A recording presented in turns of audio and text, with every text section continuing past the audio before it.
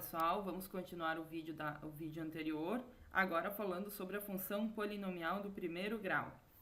Por definição, toda função representada pela fórmula f de x igual a ax mais b ou y igual a ax mais b, com a e b pertencente aos reais e a diferente de zero, é denominada função polinomial do primeiro grau. Note que nesse caso, a e b são os coeficientes chamados de coeficientes da função e que o a tem que obrigatoriamente ser diferente de zero, pois no caso de ser igual a zero, nós teríamos f de x igual a b e seria, portanto, uma função constante e não de primeiro grau. O a ele é chamado de coeficiente angular, ele também recebe outros nomes, ele recebe o nome de inclinação da reta ou taxa de variação. Nós vamos entender essas nomenclaturas no decorrer dessa aula também. E o b, ele é chamado de coeficiente linear. Nós temos dois tipos de funções polinomiais do primeiro grau. A função afim, que é no caso em que nós temos tanto o a quanto o b diferentes de zero. Então, é uma função em que aparecem as constantes a e b. Nesse primeiro caso, f de x igual a 5x menos 1/3. Temos que o a, coeficiente angular, vale 5 e que o b, o coeficiente linear, vale menos 1/3. Nessa segunda função, y igual a 7 menos x, o coeficiente angular, que é o coeficiente que acompanha o termo x, vale menos 1 e o coeficiente linear, que é o b, vale 7. O caso da outra função, o outro tipo de função de primeiro grau é a função linear. Uma função é linear quando o coeficiente a é diferente de zero, mas o coeficiente b é igual a zero. Exemplos de funções lineares, f de x igual a menos 8x e y igual a menos raiz de 3 sobre 2x. Note que uma característica do gráfico das funções lineares é que, como o coeficiente b é igual a zero, nós temos que a imagem do zero por uma função linear é sempre zero, ou seja, o ponto 0, 0 sempre vai fazer parte do gráfico de uma função linear, e essa é uma característica bastante importante. Já no caso da função afim, nós não temos isto, porque para x igual a zero, por exemplo, neste caso, nós temos 5 vezes 0, 0, menos 1/3. Então, a imagem do zero é menos 1/3. Na função afim, o gráfico intercepta o eixo y em menos 1/3 nesse caso, sempre no valor da constante do coeficiente linear. E no caso da função linear, como esse coeficiente linear é igual a zero, o ponto 0, 0 pertence ao gráfico da função. Nós temos aqui 5 exemplos, dando continuidade aos exemplos da aula anterior, que serão abordados no decorrer desta semana no nosso curso. Vamos continuar, então, falando um pouquinho sobre o coeficiente angular a. Conhecendo dois pontos do gráfico de uma função linear ou de uma função afim, nós podemos determinar qual é o coeficiente angular da reta, coeficiente angular ou inclinação da reta.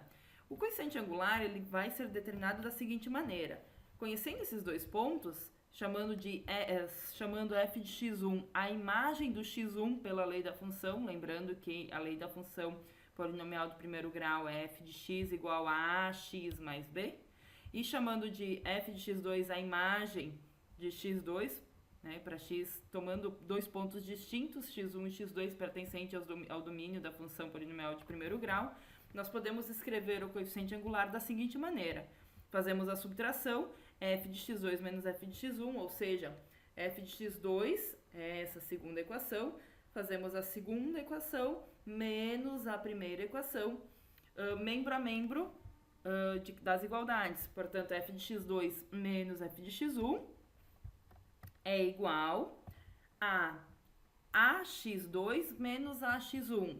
Mas ax2 menos ax1, posso colocar o a em evidência, fico com a que multiplica x2 menos x1, mais b menos b, zero. Então, portanto, não aparece o coeficiente linear aqui. Isolando a constante a, nós encontramos que A pode ser escrito, pode ser determinado a partir de 2 pontos, fazendo o seguinte processo. A imagem de x2 menos a imagem de x1, dividido por x2 menos x1.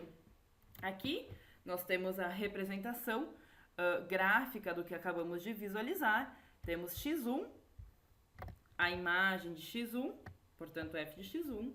Temos x2, a imagem de x2, f de x2, e o coeficiente angular é justamente determinado a partir dessa divisão. Nesse caso, temos que a reta é uma reta decrescente, temos a representação gráfica de uma função decrescente, e podemos notar que neste caso o coeficiente a, podemos afirmar que neste caso o coeficiente a é menor do que zero, e justamente representa uma função decrescente. Vamos entender um pouquinho melhor qual é a relação entre esses coeficientes e o gráfico da função de primeiro grau. Olhem só, uma função será crescente, como nós já vimos na definição de função crescente na semana anterior, quando x1 for menor do que x2 e f de x1 menor do que f de x2, ou seja, se os valores de x aumentam e isso implicar em que os valores de f de x também aumentem, à medida em que os valores de f de x, na medida em que os valores de x aumentam, os valores de f de x aumentarem também, então essa é uma função crescente. Note que neste caso, se o coeficiente a é maior do que zero, temos a representação de uma função crescente. Já, se à medida em que os valores de x aumentam, ou seja, se de x1 para x2 os valores de x aumentam e os valores das imagens diminuem, então nós temos a representação de uma função decrescente. Também fazendo a relação com o coeficiente angular, temos que se o a é menor do que zero, se o a é negativo, f de x é uma função decrescente.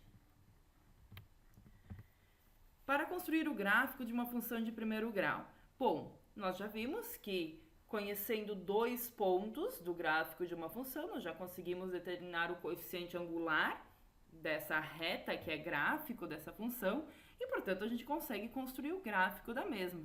Então, para construir o gráfico da função f de x igual a 3x mais 2, basta que conheçamos 2 pontos pertencentes a esse gráfico.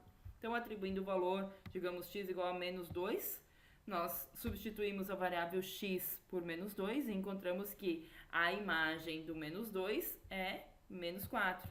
Portanto, o ponto A igual a menos 2 menos 4 pertence ao gráfico da função. Da mesma forma, se nós utilizássemos o valor 1 para a variável x, calculamos a imagem de x igual a 1 e obtemos 5. Portanto, o ponto B, 1, 5, também pertence ao gráfico dessa função. Note que temos aqui uma representação. Lembrem-se que a função polinomial de primeiro grau possui como domínio o conjunto dos números reais. Nesse caso, temos uma visualização de um intervalo do domínio dessa função.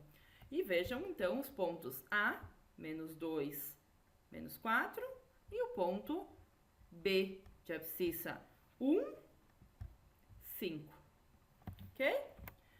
Bom, o que significa zero ou raiz da função de primeiro grau? Zero ou raiz é todo número x cuja imagem é nula, ou seja, é o valor que x assume, tal que a função tem a imagem zero.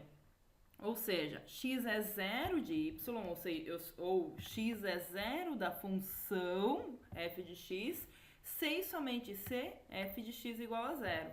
Bom, nós sabemos que a função de primeiro grau tem como equação ax mais b. Logo, para determinarmos o zero da função afim, a gente precisa resolver uma equação de primeiro grau, onde ax mais b é igual a zero. Sabemos que f de x é igual a ax mais b na função de primeiro grau, portanto, nós queremos saber qual o valor de x, tal que ax mais b seja igual a zero. De fato, resolvendo essa equação, lembrando sempre que na função polinomial de primeiro grau o a é diferente de zero, nós temos que x é igual a menos b sobre a. Menos b sobre a é o valor do zero da função. Vamos entender isso com um exemplo. Determine o zero da função f de x igual a 2x menos 1 e construa seu gráfico. Bom, qual é o valor do zero dessa função? Basta que resolvamos uma equação, 2x menos 1 igual a zero. Tente fazer isso, construa o gráfico dessa função e iremos discutir sobre isso no fórum desta semana no Moodle. Aqui também você terá 3 exercícios que ficarão à sua disposição para trabalhar com esses conceitos e encontrar então as raízes das funções, os zeros das funções, e iremos discutir novamente no Moodle nesta semana.